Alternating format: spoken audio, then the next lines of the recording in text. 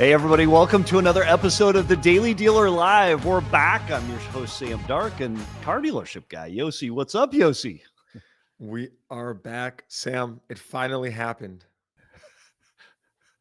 You got to ask me what happened. I would ask you if you're chain smoking, but what's I'm happened, not. Yossi? I finally lost my voice prior You have to an lost your episode. voice. By the Oh way, my God. 234 episodes in. Just mind you, I've had Yeah, this thing in my brain for forever. And I said, yeah. when will this happen? So it finally happened, fellas. I lost my voice. I did some traveling yesterday, left in the morning, came back at night, and here I am. So you're gonna have to bear with me today, but I'm pumped for the show. We have a great lineup, and you'll carry me along. It'll be great.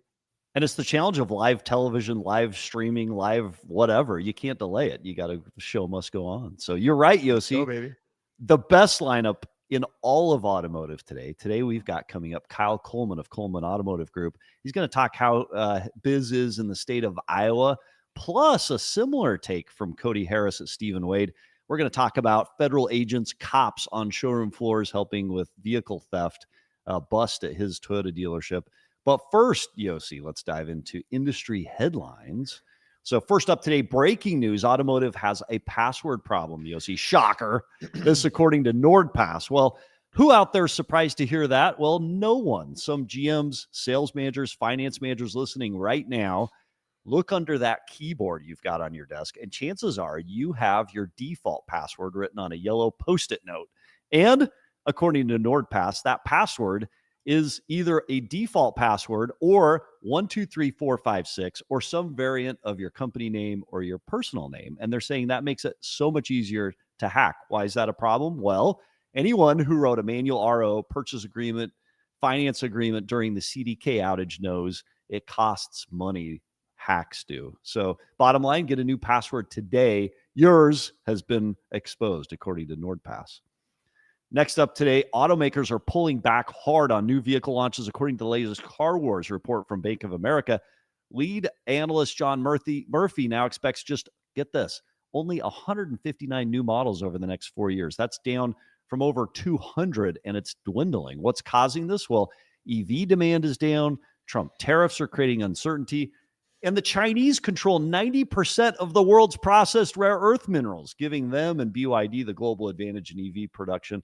According to S&P Mobility, all of this is disrupting product planning by 18 plus months. What's the result of this? Well, less refreshed product and potentially increased new vehicle prices as tariffs and other things go on. Next up, M&A alert. Fullerton Auto Group, a Route 22 landmark in Somerville, New Jersey for over 50 years, has been sold to Performance Auto Group. Report sell-side advisor Hague Partners. For context, the deal includes 8 franchises: Ford, Chrysler, Dodge, Jeep, Ram, Fiat, Alfa Romeo, Maserati. Performance Auto Group now operates 12 locations across New Jersey. Finally, Sam, up today. Sam, Yeah, Yossi. Sam, you're also seeing with this acquisition, what comes to my mind is you're seeing more diversification, right, with brand mix. Yeah. And so I think, especially in this acquisition, it's a large swath of different brands, CDJR, Ford, but in general, I think it's just a trend that has been accelerating and will continue to accelerate in this era where there's more change between brands. I mean, it's not, as they say, it's not your grandfather's car market anymore. Just rapid change, and I think diversifying the brand mix is a very smart thing. Yeah, it is diversity, but to be fair, in these 8 franchises, it's probably 2 or 3 rooftops, right? So Ford is 1, CDJR is 2, and Fiat, Alfa Romeo, Maserati typically sit under 1 rooftop, and probably CDJR and FAM are together.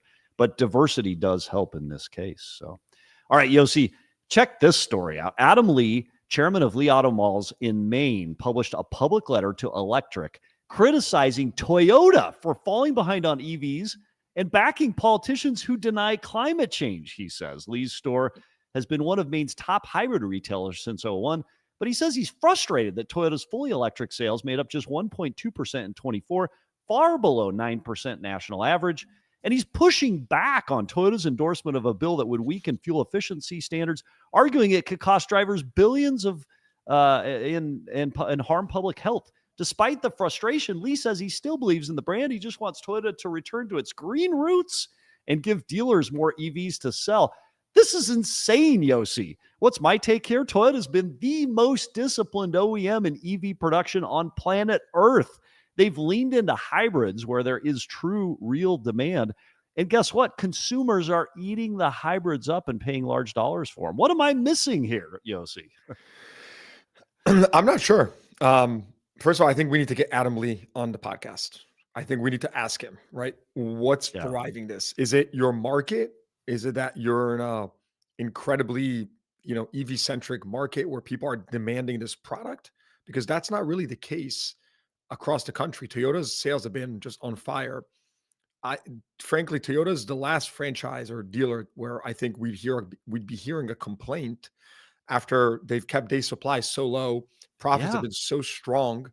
They haven't been able to keep up with demand. So I'm not sure why Adam Lee is against Toyota's strategy. I understand having a gradual investment in electric vehicles, which Toyota is doing. And so I'm not sure what's driving this. Maybe it's the consumers in his specific market, but even then, he's had, it says here he's been one of Maine's top hybrid retailers since '01. So I'm a little confused. But hey, Adam, this is an open invite. Let's get you on the podcast.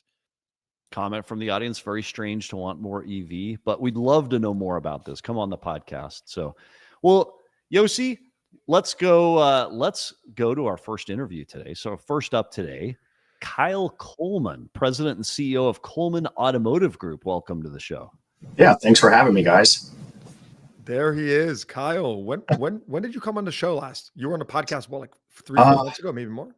More now. It's been crazy to think. Yeah, it was the end of last summer. It was the last time I was on. I think around September, October. Yeah. Can you tell us a little bit about your story? You've been on a acquisition spree. Yeah. So yeah, started my automotive group last May with our first 2 acquisitions.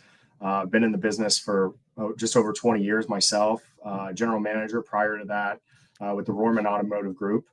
And yeah, so we just made our third acquisition, third rooftop. We closed that just over a month ago. So last month was our first full month in business with that location, which was really exciting. And, a lot of moving pieces, as you guys know. So yeah, we have 3 rooftops now. We have a third acquisition that we close on June 30th of this month, trying to move it up a few days, but ultimately it's set right now for June 30th. And that will be our first Japanese store. So that's a Nissan location. So we're extremely excited about that. I'm bullish on Nissan with some of the restructuring and things. I think they're getting more dealer centric from, talking with friends that own Nissan stores and actually reaching out to you, Yoshi, on, I think 3 months ago, I said, hey, where are you feeling on this? And, that definitely helped in some of the decision making in that. And then I have some other acquisitions that we have one scheduled for September, which is a large Chevy GMC store here in Iowa. So yeah, we definitely got some things on. Dude, yeah. You are moving. So first of all, appreciate the shout out. I do remember that. It's I think that was around the time we had Vinay from Nissan on the pod. And so I sent that to you as well. I said, check this out, which awesome. Tell me, so you're going to be is that going to be 5 rooftops with your next acquisition? So this will be 4 rooftops, Nissan, and then Chevy will be our 5th. And that's what we have slotted for this year. We have other acquisitions under APA already, but those with those manufacturers and the size of the deals, those are scheduled for Q1. Mm-hmm. How are you doing this? Give us the secret sauce here, right? Number one is, how are you sourcing the deals? Where are you getting the money, right? Tell us the juicy details here. Yeah. So the sourcing the deals, I've become a friend of all the brokers. I feel like every broker, the big guys, they all know me now. And, it's interesting at first, they ask a lot of questions, trying to make sure that I'm going to be able to get things over the curb. And I feel like I'm becoming the guy that, I do what I say. So I'm able to get them over. So I'm getting some of the better deals that I'm excited about, some of the bigger deals in some bigger markets. So, that definitely helps. I feel like I sign an NDA every other day is what it feels like. But yeah, the money, of course that's the magic piece, right? Stores will come and go, but money is a little bit harder to source. So last October, I partnered with a mutual colleague, and we formed our own private equity group. So it's called Dealer Prime Equity. So that was kind of a big thing for us, trying to go out there and source some additional capital that basically will drive the growth of the Coleman Automotive Group, to our ultimate acquisition goal, which, is I think we've reestablished that 40 is going to be on the low side of what we're trying to get to in 10 years, just with the growth we've seen in just the last 12 months. Kyle, can I just ask you, you and I knew each other, and you reminded me in the green room before you came in. About 2 years ago, I reached out to Kyle Yossi. He was in the Fort Wayne, Indiana marketplace, GM of a Toyota store, Rorman Auto Group, and looking at him potentially for one of our spots in that market as we acquired a Subaru store. Your story is the American dream. You went from general manager at Toyota to now having multiple points, being a dealer. What pushed you from that GM moment? That's a big leap to go from GM of a store to financed and buying multiple points. What did that leap look like? What went into that in your mind? Oh, a lot of sleepless nights. A lot of people thought I was crazy. I remember talking with Trey and Ryan Rorman, and they're like, "Man, are you sure that this is what you want to do? You have a pretty amazing position." It was a very large Toyota store. I was fortunate. The Rormans have always been amazing to me. I still talk to them quite a bit, but yeah, it really just came down to at one point, there's always one person in a family that you look back of any lineage and, something that was built, and there's always that one person that made that decision. And I just decided that, I wanted to be that guy. I wanted to be the guy that built something, for future generations. And plus the impact that the automotive industry's had on my life and so many of my friends and family members' lives. I thought that this would put me in a position to really have and create impact across, thousands of other people's families and lives. What that first step, was there a dollar amount cash that it took for you to come into the industry and make that first step? Yeah. And it was a lot, and it still wasn't enough. Yeah. So you don't want to share the number. What's a lot? Yeah. What's a lot? Give us, are we talking about 2 million, 1 million? What is it? Yeah. 10? So, you can definitely get in this industry, first point for, under $1 million. Of course, that's going to be a very small store. I started with SBA, so that kind of helped us with some of that burden, but $1.5 million cash is what we had to have liquid, of course, and then acquiring the floor plans, and then, line of credits and all these different things over and above that. But it took $1.5 million hard cash in an account day of closing. What was your biggest skill set? Oh, go ahead. Sorry, Yossi. No, I was going to say, do you own any of your real estate? Yeah, so we own 2 of our rooftops right now. We did partner with Campbell Automotive on our last acquisition. Used a REIT, and they've been great to work with as a partner. I recently just listened to the episode about not partnering with REITs, and you did it. No, we didn't say that. But it really it just works on a case-to-case basis. We found that, who you work with is important on that. So, my contacts there, they've been amazing to work with. And, and we're still talking with them about different opportunities, across the industry. Of course, we'd love to own every piece of real estate, but sometimes it just doesn't make sense. Of course, our Nissan store, we are, owning the real estate on that we closed on at the end of this month. And then the 4th store, we found a kind of a honey hole for this next one, because it's a fairly big, it'll be our largest piece of real estate that we've ever bought. It's 14.5 million just for the piece of ground. And because of where it's located, we were able to utilize a USDA loan, and we're able to do it with no money down on a $14.5 million piece of property. A USDA? What's a USDA? So basically, agriculture? Pretty much, yeah. So it's deemed, they kind of draw a map, and you can literally go online and look where the map is. And if your commercial property or even your home that you're looking at falls within this area, they'll allow you to do no money down. Of course, credit contingent and things like that. But so we were able to leverage one of our other properties because we're fairly debt free, with partnering with the private equity and things on some of our acquisitions. So it allowed us to leverage some of our other properties to be it where we can come out of pocket with effectively nothing besides closing cost. Okay, now talk to me about brand mix. You seem to be pretty brand agnostic, right? Nissan, Chevy. I mean, I'm seeing it doesn't seem like you're kind of leaning in one direction. How are you choosing deals? Like, what's the determinant for you? I mean, really, it's the balance sheet, opportunity, opportunity growth. That's the Is biggest that thing. value add? Is it value add? Yeah, value add. Exactly. I mean, it's value add. Now, of course, we're looking at planning volume heavily right now, just because, my first two acquisitions, they're in a lot smaller markets. So we're looking at larger planning volumes. And also for us, we want to be broad across manufacturers because, with Iowa franchise laws, I probably wouldn't be able to grow at the speed that I want to in any other state. This Nissan store will be our first acquisition outside of the state of Iowa. So that we're fortunate and happy about that. But, in most states, ROFR, it's a real thing. They will definitely, if especially, some of the better, not better, but more desirable brands, the Hondas, the Toyotas and things like that, a first time guy, even with my, Toyota experience, they might say, hey, well, we like this guy better. And, in Iowa, we don't have those hurdles to deal with. What is the specific law in Iowa that helps with that? What does it say? How does it benefit you in that case? So it's called a acceptance of transfer. So when we do an APA here, an asset purchase agreement, we actually do not put manufacturer conditional approval in there. We don't. It's removed in all clauses. So effectively, what it says is that the day of closing, the manufacturers are legally obligated to accept the transfer.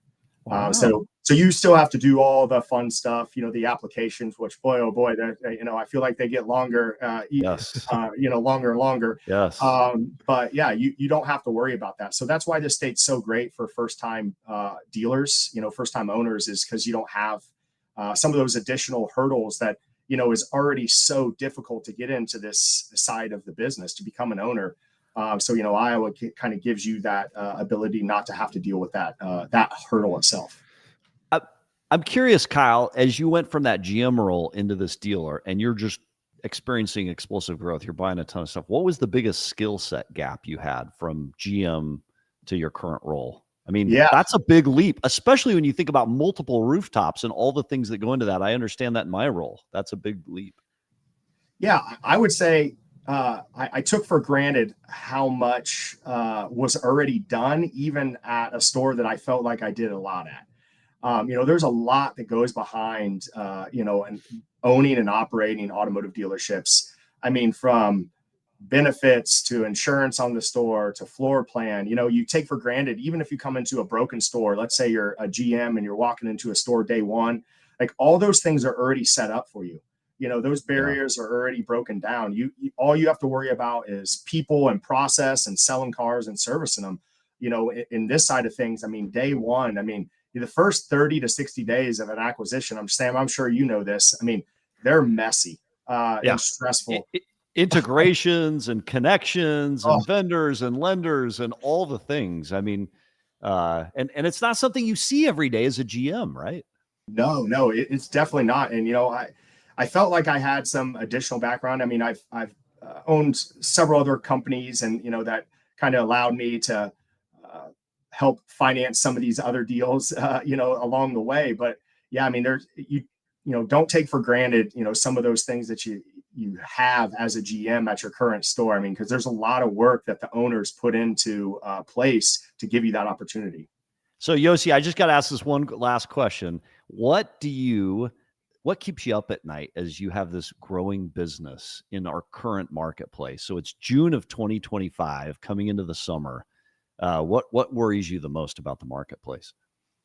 It's so funny. I was just asked this question. I was at a dinner at our acquisition of our Mount Pleasant Chevy GMC CDJR store. And one of our guys that just moved and relocated, and we were taking everybody out to dinner. And he asked me that question. He's like, man, like, I got to know, like, what keeps you up at night? I mean, honestly, it's the people, my people, making sure they're taken care of.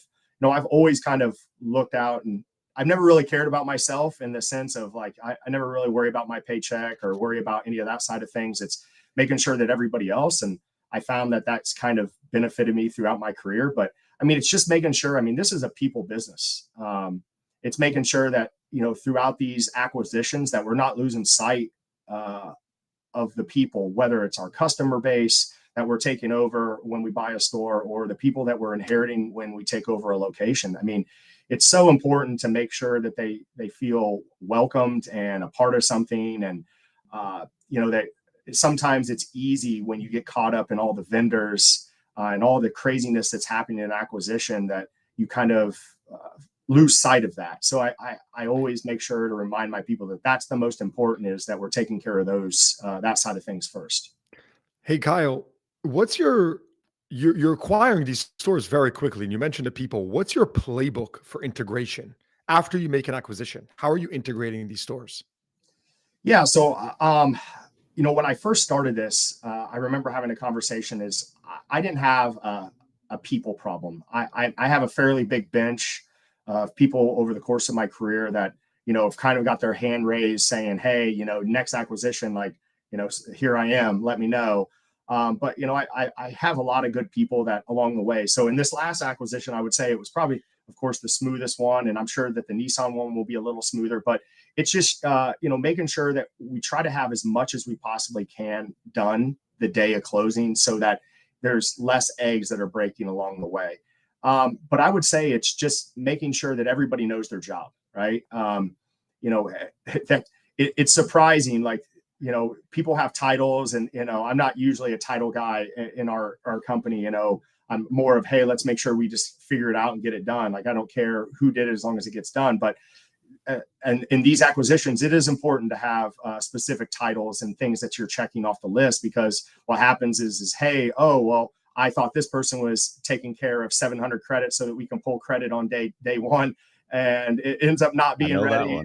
Yeah, I know that one. I remember when I was in my teens, I was probably like 16 or something, and we were hiring a lot attendant, and I didn't have a job description. I was like, yeah, it's a lot attendant. You don't need a job description.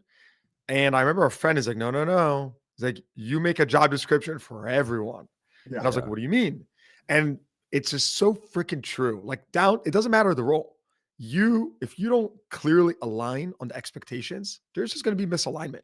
You're going to think that they're picking up the trash in the morning, and they won't.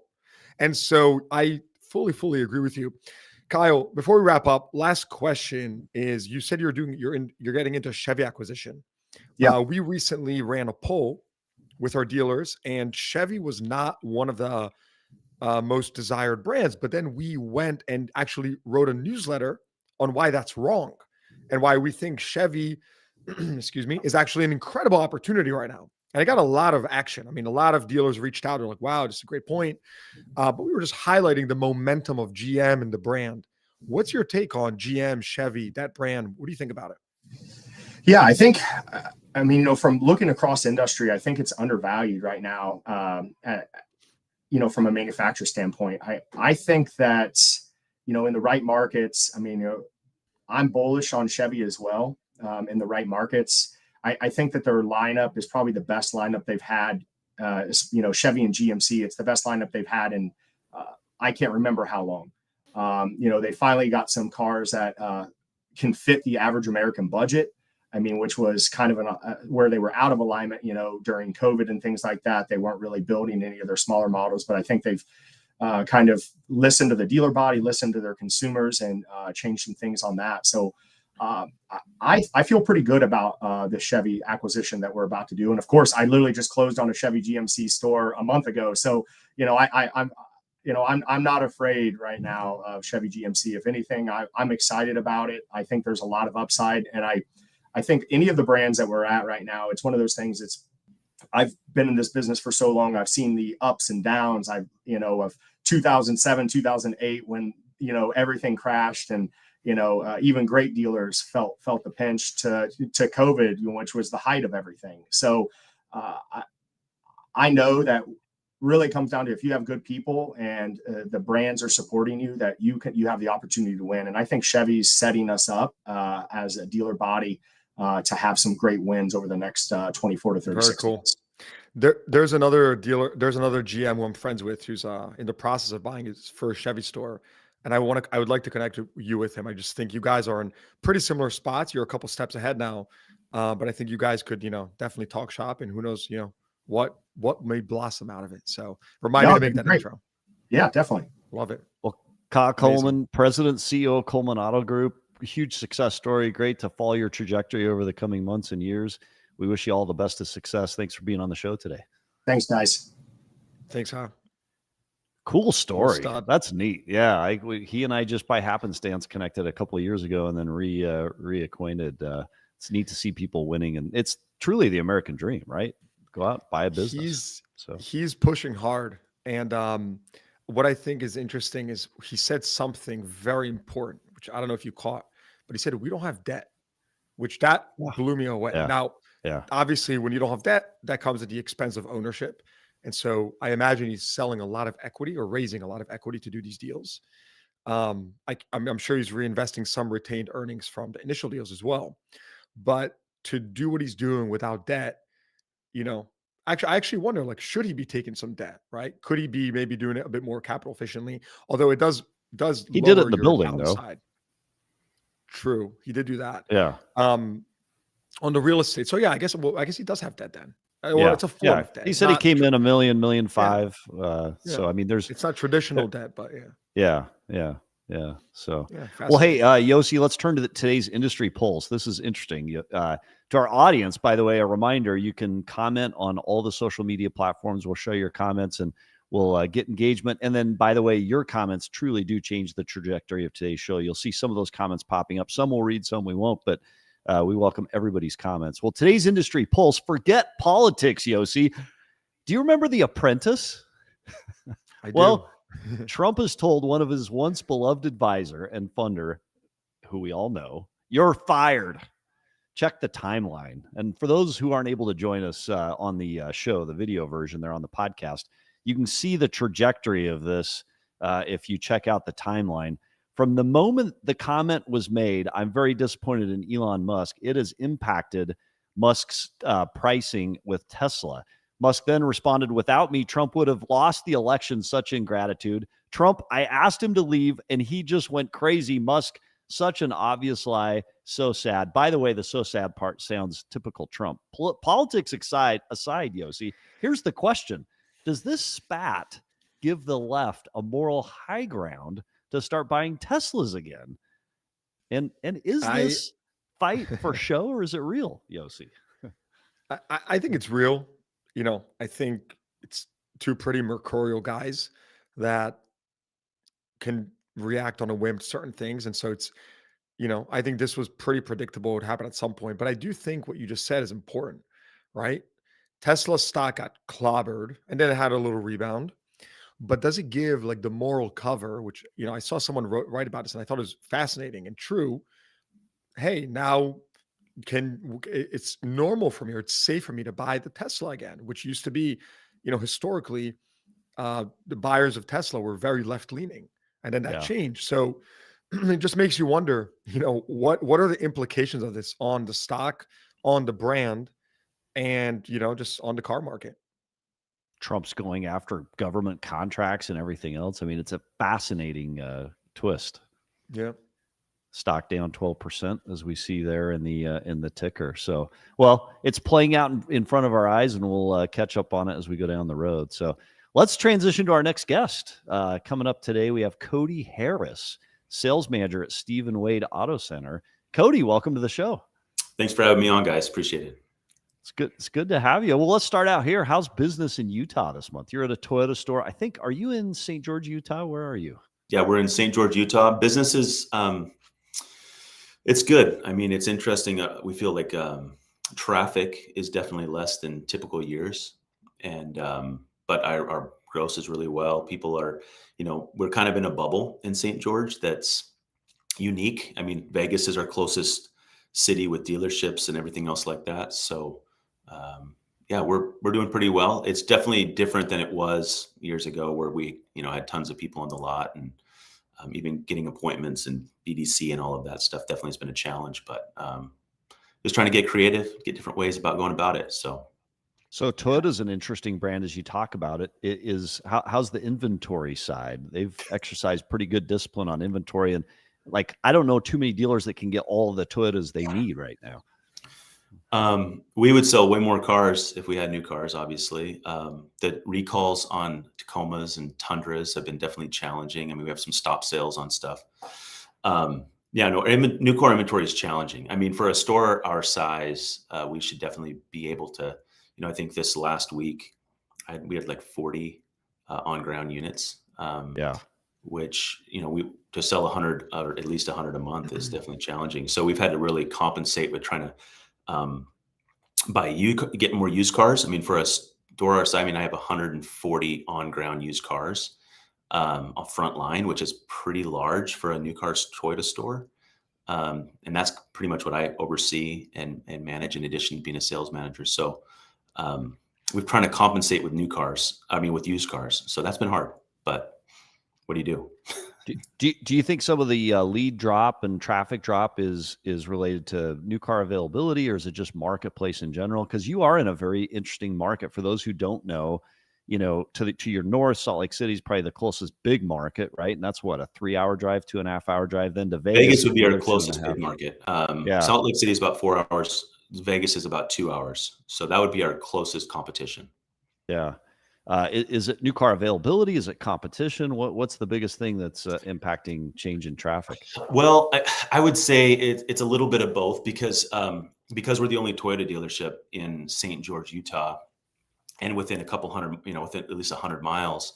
Our goal is not to be the cheapest, least expensive purchasing store you can have, right? We're not going to just lower everything, but yet in Vegas, their competition's a little more fierce, so they have to sell cars at invoice. And so, we want to make deals and we want to make sure people see value, but we're not going to be able to sell everything at invoice or below invoice like some of these other stores do. And so there's the competition edge. And then in addition to that, because we don't have the new car inventory that a lot of bigger stores will have, it's just what we have is what we have. And so a lot of our cars, we're still taking deposits on new cars coming in. That is very common. That's like COVID style. Yeah. We haven't changed much from COVID. I mean, legitimately, the only difference is probably market adjustment is the only thing. But even then, on some, like on Siennas, we still have those at times because we sell them before they get in, or Grand Highlanders or things like that. So it has not changed from COVID legitimately for us. Yeah. So, and as proof of that, Yossi, watch this. How many sold orders do you have in the order pipeline that will actually sell once it hits ground? I mean, Toyota, I think, probably has some of the most kind of order pipeline where you're actually having to order the vehicle in advance before it hits. What do you have, Cody? It really depends on the vehicle, right? Like if you want to, but I would say probably the cars that actually sell that we have in order is typically like 100%. I mean, everything that's ordered is sold. Most people get it there. They've been waiting. But I mean, we take orders, probably 30-40% of our vehicles coming in are pre-sold. If it's a Camry or Grand Highlander or some of these harder ones that come by, even Camrys have been selling pretty quick. They're pre-sold. Priuses, a lot of RAV4s. We can't keep RAV4s in stock. And it's going to even get harder with the new brand, with the new model coming out as they transition in the factory and get ready for that new one. We're not, we're trying to buy as many RAV4 pre-owned right now that we can, because we're not going to have, just like last year with 4Runner. Yep. It's a good strategy. So it's interesting. We wanted to have you on the show today, and the producer reached out to you specifically because you talk about new car inventory being a rare commodity. You stopped a theft here in the recent few weeks. Tell us a little bit about what happened that ultimately led to police on the showroom floor and this takedown, right? That ultimately led to felony charges against, I think, 5 or 6 people. Tell us about what happened there. Yeah. So part of our strategy to acquire new cars is that we target buying cars off the street. We have a small team, an acquisition team. We work with a BDC and an acquisition team to buy cars off Facebook Marketplace, buy cars off the street. So we're set up to purchase cars, whether you trade it in or not. It's an emphasis of our strategy to acquire vehicles. And so when somebody comes in and say they want to sell us a car, it's not uncommon for us to just process that and give them an offer, appraise the vehicle, and go for and so forth. So on Memorial Day, we had a gentleman come in and he wanted to sell us like a 23 Chevy Silverado 2500 diesel. And so it was the suspicion was that it was it was too easy. I think if people are trying to guard themselves, when a customer's off wanting 60 grand and we hit him at 51 and he's like, well, maybe make a phone call and then says yes. That's kind of a little bit of a red flag, but there was several others that caught us off guard. And then what happened? So basically he had title in hand from California. Listen, this was well done. I mean, the title was real. California issued a title on a stolen vehicle without an existing VIN. Carfax was the first real big suspicion because in vAuto, if you pull a Carfax, you're able to pull the window sticker typically, especially on GM products. And there was no window sticker. The window sticker kept airing out. And so, but all the VIN plates matched. I mean, even from the tire pressure size, behind the windshield, everything matched this wrong VIN. And so one of my inventory guys mentioned that he needed some coating anyway. So he said there should be one in the glove box, but there wasn't. And so that was kind of the first thing. And so I started looking at the VIN tags and there was a little bubble in there and you actually could peel it off and it was actually just paper. But they even changed the VIN tag underneath the hood of the vehicle. Wow. So that kind of started. So just to restate this before we go on, Cody, someone had a truck and they had altered the VINs, which I think a long time ago might have been a common thing. That's a lot of work to do. There are easier thefts that we see in today's marketplace. This is sort of the return of VIN fraud, where people are going to the extensive work of replacing VINs, and you caught it. And then what happened? Well, so that started. The hard part is does the person that's trying to sell us the vehicle know the car's stolen, or they are, and that's, we don't. But who cares? You don't want that car, right? So yeah. So I go over to GM and I go to my GM. We have a GM store, and I asked the GM to pull the VIN. The VIN doesn't exist. But here's what's interesting: the last 8 did. And so the last 8 pulled up a VIN that was almost identical, with the exception of 2 digits in the middle of the VIN. So anybody, if you just would have ran a last 8, you would have seen an actual VIN for a 23 Silverado, different trim, but it would have been the same. So once that I saw that, I knew that it was stolen. I went and just double checked the navigation. So if people are trying to guard themselves from buying a stolen car, there are a couple of things to keep in mind. These vehicles, it's been primarily GM. A few years back, we had some people steal 5 vehicles off our lot. They were all GM products. What is it about GM, Cody, that makes GM more kind of prone to this? Maybe sort of easier. theft? I don't know. The first thing they do is they pull the GPS out, and so this car had a brand new head unit, which is another suspicion. And so if you were just trying to appraise a vehicle, if you were to push on the navigation and see where the location of the vehicle was, it won't be where you're at. So this one, for example, showed up in Downey, California. So it's like obviously that we're not there. OnStar also won't work if the car is stolen because they pull that out. Those are the first things. So we ended up finding the VIN on the frame is basically the original VIN, which I put in vAuto, and then we saw that the car was stolen. So Cody, this is the great thing about the state of Utah and some states that'll pursue theft. So you discover this, you realize it's a stolen vehicle. You called the cops. Yeah. It actually, another dealer in town had been involved in it. The cops said, hey, we want to get involved in this thing. They collaborated with you and you guys set up a bust, right? How many cops showed up on the day to take the suspects into custody? Well, St. George is a slower little city. We don't have a lot of crime. So I think they all showed up, honestly. They were excited. Yeah. By the way, in our market, in our market, we'll call the cops and we've got a great head of security and she does a fantastic job. We've done a few of these out in our neck of the woods, but I imagine in St. George, Utah, you have everybody.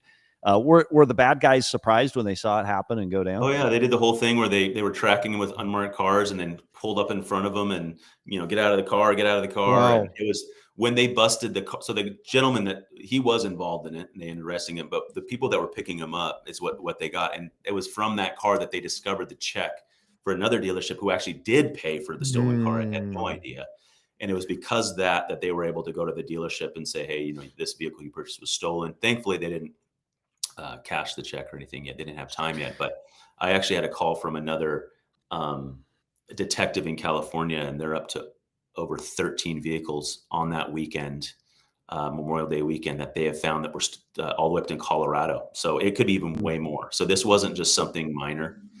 So Cody, we just want to get out to our CDG audience. This is sort of breaking this type of theft. We've seen a lot of just taking the vehicles, taking GPSs out of it. We've protected against it with GPS devices.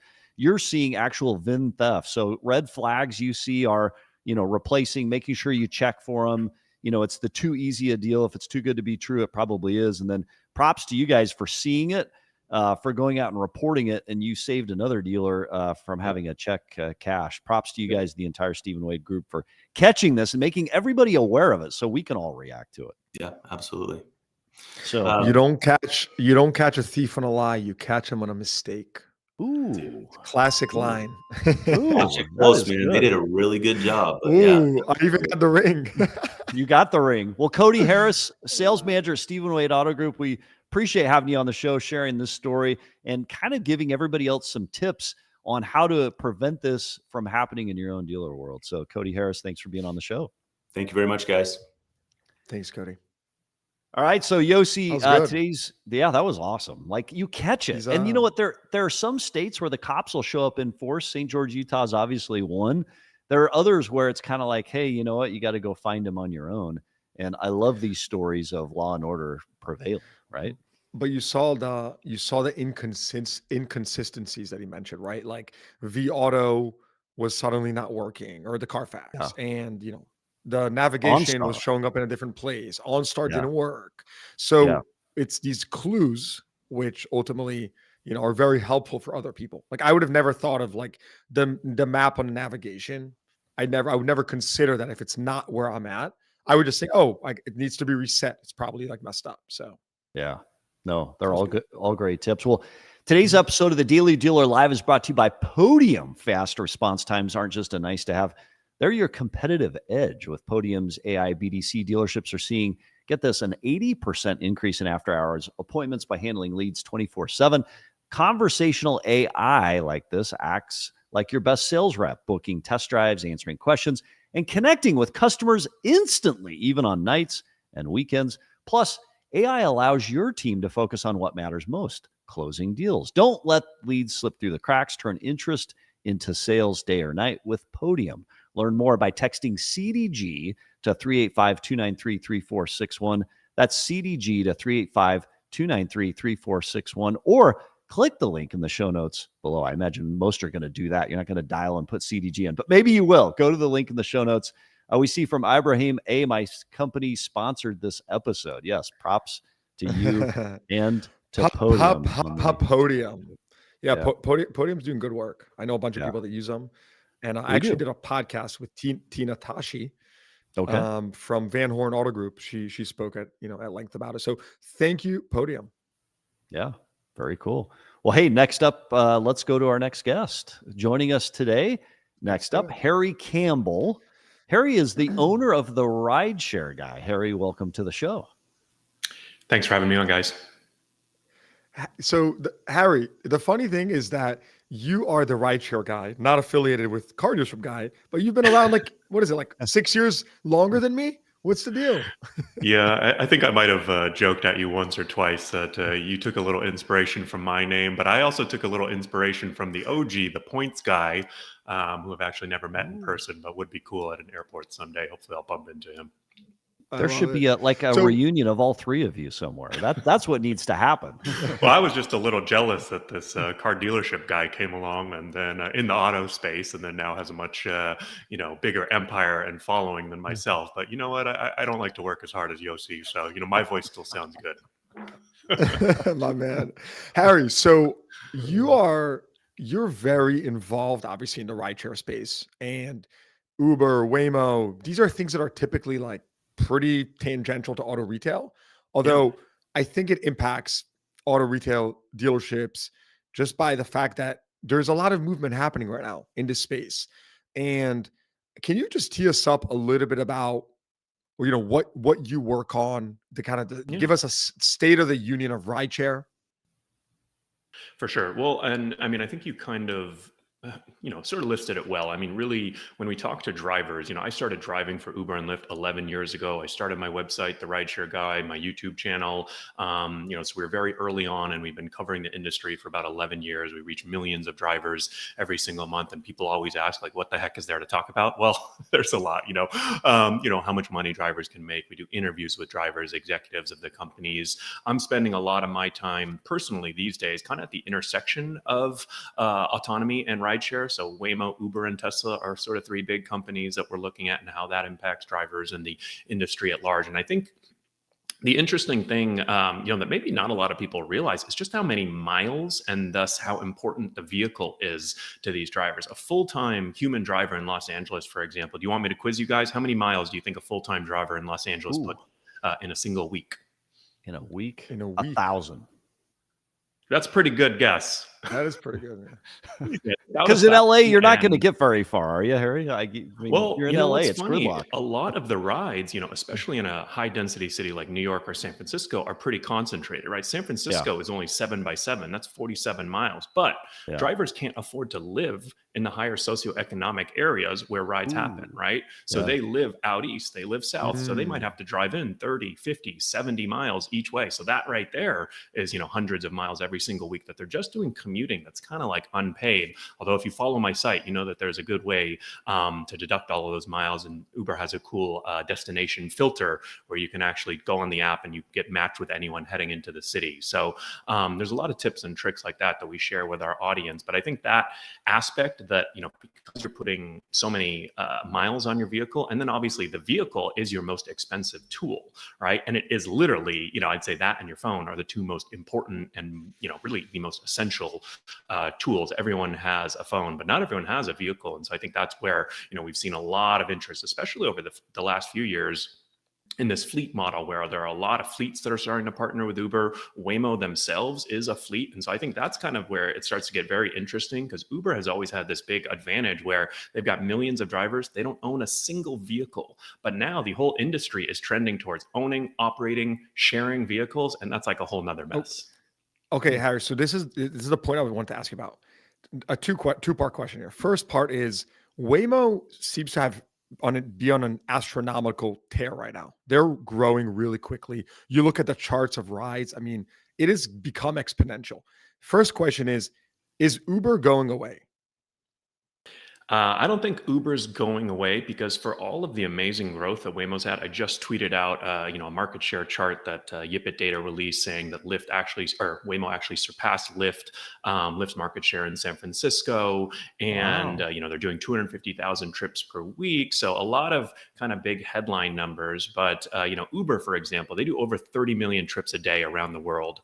Waymo does 250,000 trips per week. So I sort of always like to remind people, like, the scale that Uber and even Lyft are operating at is pretty massive compared to Waymo. That's not to say that Waymo can't get there, but I do think it's a different business model. They don't own they own all the vehicles compared to Uber, right? There's a lot more CapEx, OpEx investment that has to happen. I think as, you were just chatting in an earlier segment with one of your guests about the debt that's required to, fund, massive hardware, massive, on the ground presence, things like that. So I don't see Uber, going anywhere, especially in regards to, their competition with Waymo, just because they sort of have that big advantage. And I'm sure we can get into the details, but yeah, I'm still bullish.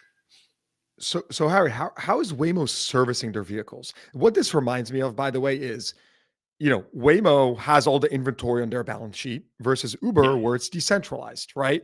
And it sort of reminds me of when OEMs tell dealers, hey, we want to be direct to consumer and have the inventory on our balance sheet versus on yours, right? Yeah. Decentralized versus centralized. So how is Waymo servicing all these vehicles right now? Well, and you have to also think about there's positives and negatives to each model. I mean, one of the positives that Uber has is they tap into variable supply, right? Me as a driver, if it's busy on a Saturday night, Uber can start charging riders more. And then I say, oh, I can make a lot of money right now. Let me go out. Oh, as soon as I'm done, I go offline, I go off the network. So that kind of ability to scale up and down just in an average week, there's 5x demand from sort of peak to baseline. A Lyft executive told me that doesn't even count, New Year's Eve, Thanksgiving, all those big times. So Waymo, though, has a very consistent product. That's one of the complaints we hear from people, with the Uber product. What kind of car are you going to get? What kind of driver are you going to get? Have they been trained by the rideshare guy or not? Big difference. And so, Waymo's on the ground operations. Obviously, they have a fleet of 1,500 Jaguar I-Paces right now. That's a $75,000 MSRP car. It's a pretty nice car, compared to the average Uber and Lyft 3-4-year-old, used Toyota Camry or Prius, maybe more like a $30,000 car. You guys would know better than me. And so, they're on the ground operations. They actually have charging stations. So like, for example, here in Los Angeles, they've got a big, basically lot right near SoFi Stadium where the Rams play, and it charges 50, 60 cars. They service them, they clean them, they maintain them, and they let them sleep or rest. And even that is a good example though, right? Because remember how I talked earlier about, those human drivers, they don't live near SoFi Stadium. They live out southeast, right? That real estate right there is very expensive. So Waymo has to, partner with companies, or they have to, kind of invest in that real estate, and then, kind of obviously provide all the people and the charging and, maintenance of all the vehicles. What seems Harry? like if Waymo, it seems like if Waymo keeps rising, we're talking about the rise of a centralized player in this space, which will strip more service work out of the market. I just have to imagine. I mean, every dealer is just, you get a ton of, customers that say, oh, I need to buy a car. And you find out that, they want to drive Uber, or maybe they drive Uber and that's their income, right? There's specific lending, there's banks that have programs for Uber drivers. But I mean, if this, and we haven't even talked about Tesla yet, right? Tesla is supposed to launch the robotaxi in June. Yeah. So actually, and that's kind of one of the reasons I was excited to come on your show and chat, because I do think there are a lot of interesting opportunities in the autonomy space, especially, and kind of what I call laying the groundwork for autonomy. So Waymo has really, if you think about the roots of the company, right, born out of Google and Alphabet, right, they're not a hardware, they're not on the ground, they're search, right? They're software, engineering, really high margin businesses like that. And Waymo has actually been very vocal about willing and wanting to partner with anyone and everyone so that they don't have to do any of what I call like the hard parts, right? Of shared fleets, of the hard work. Well, it's a lot of work. It's lower margin. And then also, frankly, I think like their goal, is not necessarily to compete with Uber. I think they want to get their technology into every vehicle in the world, right? That's a much bigger total addressable market than just the rideshare market, right? Which is still massive, right? And how do they do that, right? If they focus with all of this work with their partners, now they can work on reducing the cost of their technology, partnering. They just announced a big partnership with Toyota and other OEMs, right? And getting, they have the Zeekr vehicle, coming out. And so I think that not only are they sort of saying it, and I think in theory it makes a lot of sense, but also they're also doing it, right? So now if you're in Atlanta or Austin, you can get a Waymo only on Uber, right? So you can't even call a Waymo with the Waymo app. You have to opt in on Uber. The product is called Waymo on Uber. If there's a Waymo available in Austin, and then they're kind of testing right now, or with early beta users right now in Atlanta, if there's a Waymo available, they match you. If not, you get a human driver, and it's a pretty seamless experience. So I think that sort of combination of three things unlocks a lot of interesting opportunities like we're talking about. And so they're partnering. There's a fleet company called Move. I just did an interview with one of Uber's biggest fleet partners here in LA, a company called Alto that has a few hundred Kia EV9s in Los Angeles, and they're partnered with Uber. When you call an Uber Black or some of the levels, you might get an Alto vehicle, right? There's these fleet partners that are kind of stepping in because they have experience, owning, managing, and servicing these big fleets, which frankly, again, think about Uber, specifically, they don't own a single vehicle. So if they're partnered with Waymo, they need a partner to then go and service the vehicle. So there's a lot of cool, opportunities for that, that laying the bricks level. What does consumer adoption look like in Waymo and these other driverless technologies? When you put a driverless compared to a driver, my first experience was in Phoenix, the Waste Management Open. It was an option. It was less expensive through the app, but it wouldn't go on the freeway, right? Are consumers showing a strong preference for one or the other in markets where both are available? Is it cost driven? Is it experiential? Yeah, wow, way to ask a loaded question, Sam. So, definitely. I mean, I think for anyone who's taken the Waymo, I think the product is pretty amazing. So we have a section in our newsletter, the Driverless Digest. I just hit publish right now, and we it's basically like cool new first rides, right? Like first ride experiences, because everyone, I feel like, a little nervous. Okay, get in. What's it like? And then by the end, I Yeah. feel like almost everyone that rides is sold. It's super cool to not have a driver, to have that privacy. It's also a good driver. It's getting more assertive. You wouldn't know that it's, kind of, it may not drive like some people think it is, and you kind of have to experience it for yourself. And so I think it's pretty safe to say that it's getting great adoption from consumers, but it's still small. Like it's kind of this weird inflection point where, hey, they're taking market share and they're doing 250,000 trips per week, but Uber does, 30 million trips a day, right? So around the world, right? Maybe 10, 15 million in the US. So it's still kind of small relative to the existing players. I think I just posted a survey. 74% of people in this survey hadn't heard of Waymo yet, right? Compared to Uber, which was up over 80%, right? So just with that brand recognition, right? Like everybody knows Uber, everybody knows Tesla, but not even a lot of people know the Waymo brand yet. And a lot of people, even in tech and my kind of mobility and transportation circles, still haven't taken Waymo. So I think there's a lot of opportunity for consumer adoption. We're seeing San Francisco is kind of the perfect market for Waymo, big tech following. Geographically, it's, very dense. So it kind of works well for Waymo, lower ETAs when you call the ride. You're not waiting like 15, 20 minutes for a ride. Like sometimes I am here in Los Angeles for Waymo.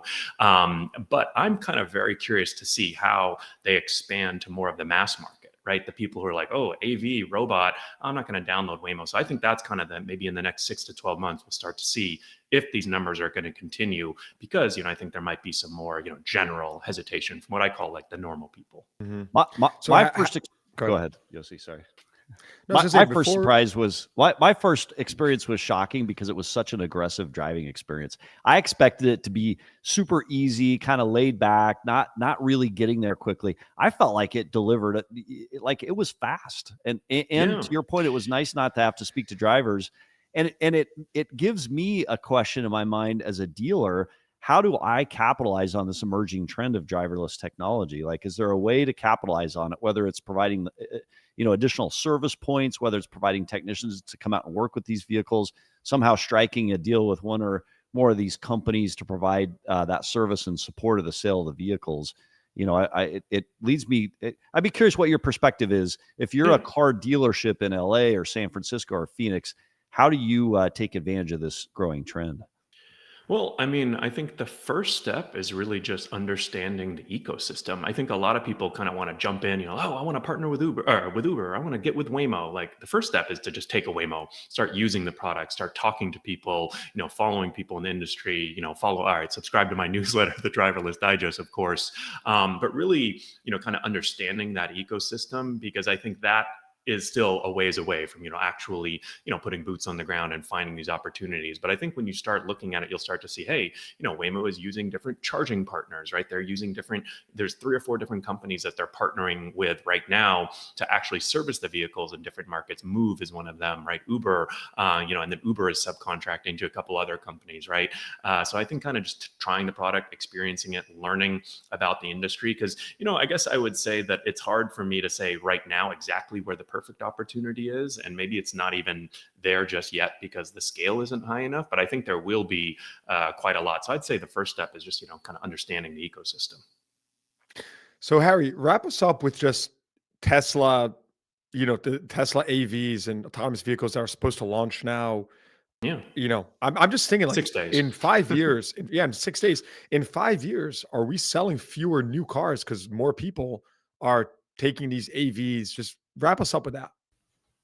Well, I mean, I think the big pitch that AV companies, Waymo, Tesla, and others kind of make is that, if AVs all work, and that's a big question with Tesla, if or when the FSD, full self-driving technology works on a comparable level to Waymo, I guess we'll see here in a week or two, that actually, the whole point of AVs is to be cheaper than humans, right? You should take an Uber. Why would I take a Waymo unless it's cheaper, right? Or, comparable, or gets the cost down. And that actually should induce a lot more demand, right? So That's what we've seen with Uber, right? The cheaper the prices are, people actually drive more, right? And so I think that, the jury's still out a little bit on whether, people are going to completely ditch their cars anytime soon. But I do think that, with Waymo, with Uber, and with Tesla, we are going to see, Waymo, the product is real in here. I mean, that's what I think is so cool, the inflection point. You can go take a driverless ride today. We'll see what happens with Tesla.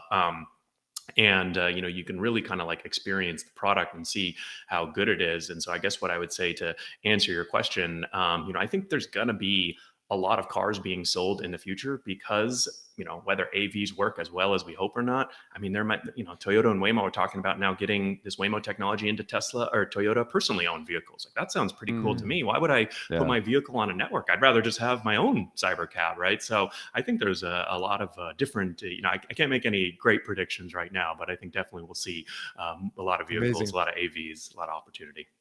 Amazing. Well, Harry Campbell, the rideshare guy, on with Yossi, the car dealership guy. The only guy we're short is the points guy. We'll get everybody together at some point in the future.